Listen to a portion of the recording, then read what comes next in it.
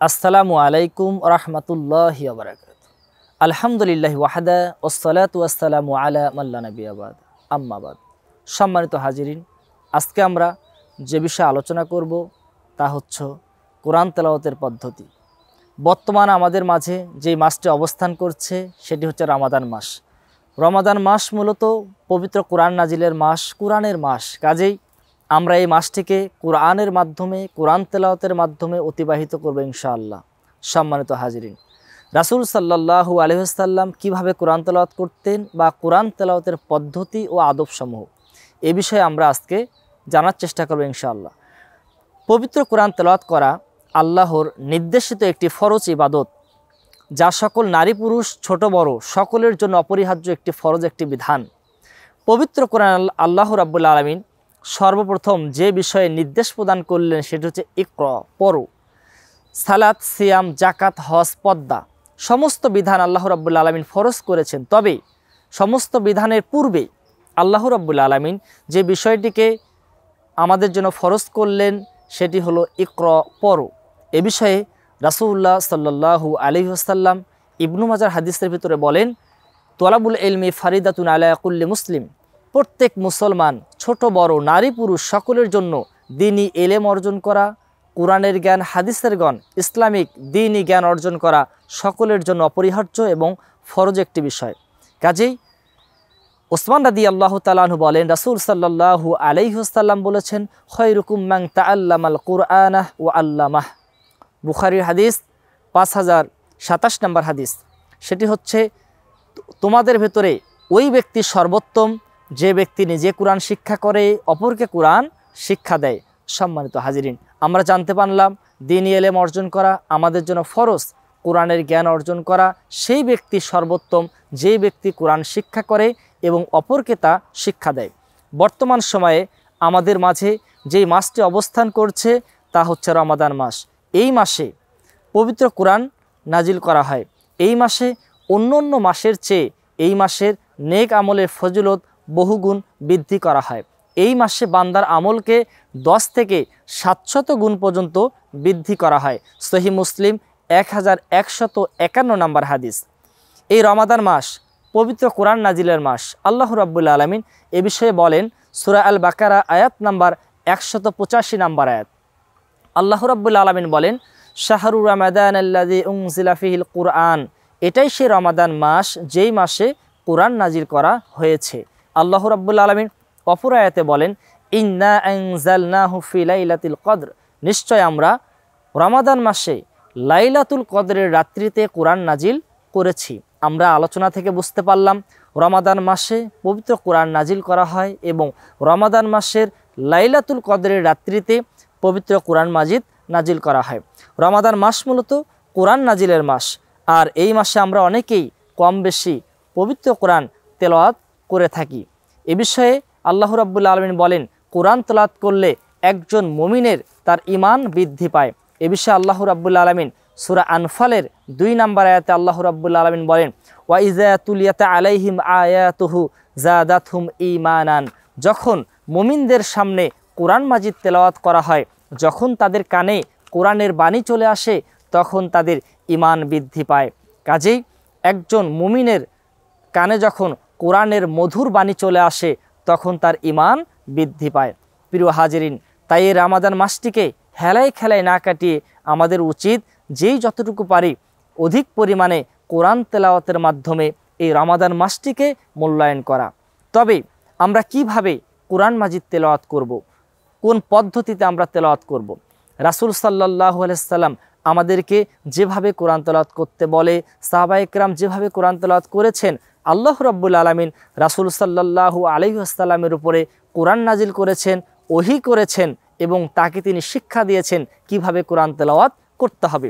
আল্লাহ রাব্বুল আলামিন ঠিক এই বিষয়টি সূরা মুজাম্মিলের 4 নম্বর আয়াতে আল্লাহ রাব্বুল আলামিন বলেন, ওয়ারাত্তিলিল কুরআনা তারতিলাহ, আর হে নবী আপনি কোরআন তেলাওয়াত করুন ধীরে ধীরে, সুস্পষ্টভাবে, টেনে টেনে, তারতিল সহকারে আপনি কোরআন মাজিদকে তেলাওয়াত করুন।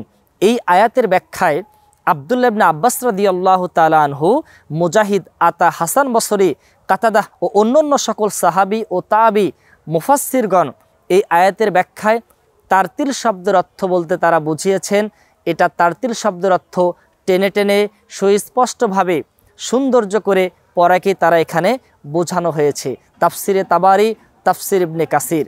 মূলত রাসূলুল্লাহ সাল্লাল্লাহু আলাইহি ওয়াসাল্লাম এইভাবেই কোরআন তেলাওয়াত করতেন। এ বিষয়ে আম্মাজান আয়েশা রাদিয়াল্লাহু তাআলা আনহা বলেন, কানা ইয়াকরাউ বিসসূরাতি ফায়ুরাত্তিলুহা হাত্তা তাকুনু আতওয়ালা মিনহা। আম্মাজান আয়েশা রাদিয়াল্লাহু তাআলা আনহা বলেন, রাসূল সাল্লাল্লাহু আলাইহি ওয়াসাল্লাম যখন কোরআনের কোনো একটি সূরাকে যখন তিনি তেলাওয়াত করতেন, তখন তিনি তারতিল সহকারে টেনে টেনে ধীর স্থিরভাবে তিনি তেলাওয়াত করতেন।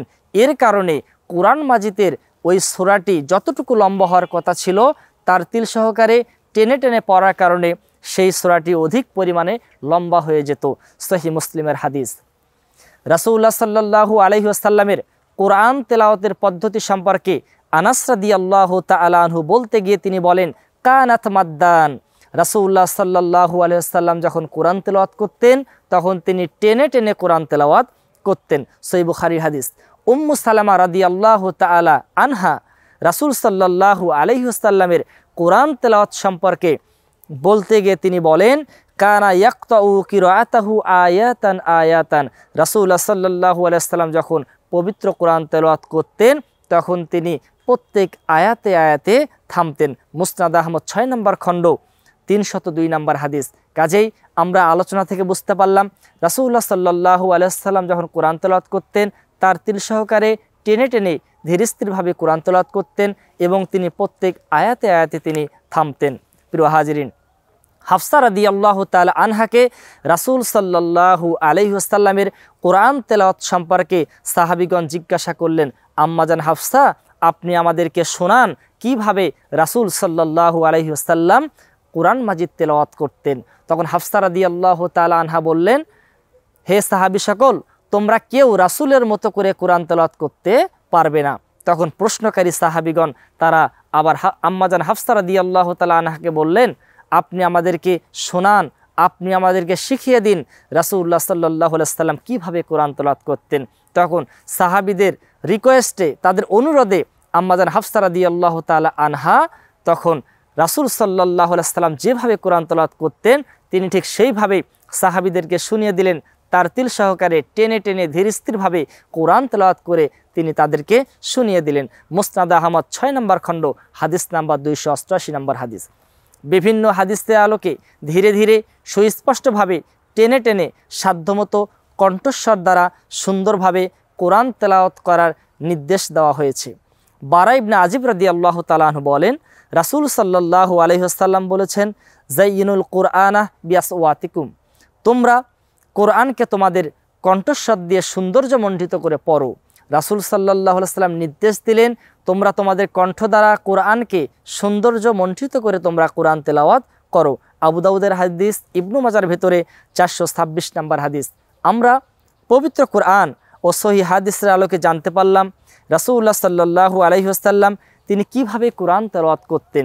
তিনি টেনে টেনে কোরআন তেলাওয়াত করতেন, তারতিল সহকারে ধীরস্থিরভাবে তিনি পবিত্র কোরআনকে তেলাওয়াত করতেন। ঠিক যেমনভাবে আল্লাহ রাব্বুল আলামিন রাসূলের প্রতি ওহী করেছেন, অরাত্তিলিল কুরআনা তারতিলাহ। রাসূল সাল্লাল্লাহু আলাইহি ওয়াসাল্লাম ঠিক অনুরূপভাবে ধীরস্থিরভাবে শান্তভাবে টেনে টেনে তারতিল সহকারে কোরআন তেলাওয়াত করতেন এবং তিনি প্রত্যেক আয়াতে আয়াতে থামতেন। তার অনুসরণ করে সাহাবা একরাম এইভাবে আমল করতেন। আমাদের উচিত এই রমাদান মাসটিকে আমরা কোরআনের মাস বলে, কোরআনের আমল বলে, কোরআন তেলাওয়াতের মাধ্যমে এই রমাদান মাসটিকে আমরা অতিবাহিত করব। তবে আমাদের কোরআন তেলাওয়াতটা যেন রাসূল সাল্লাল্লাহু আলাইহি ওয়াসাল্লামের পদ্ধতি অনুসারে হয়, সাহাবা একরামের পদ্ধতি অনুসারে হয়। আল্লাহ রাব্বুল আলামিন আমাদের সবাইকে এই রমাদান মাসটিকে কোরআনের মাস হিসেবে কোরআন তেলাওয়াতের মাধ্যমে তারতিল সহকারে ধীরে ধীরে সুস্পষ্টভাবে এবং আমাদেরকে কোরআন তেলাওয়াত করার তৌফিক দান করুক। সকলে আল্লাহুম্মা আমিন। আল্লাহ রাব্বুল আলামিন আমাদের রমাদান মাসের কোরআন তেলাওয়াত কবুল করুন। আল্লাহুম্মা আমিন। সুবহানাকা আল্লাহুম্মা বিহামদিকা আশহাদু আল্লা ইলাহা ইল্লা আনতা আস্তাগফিরুকা ওয়া আতুবু ইলাইক।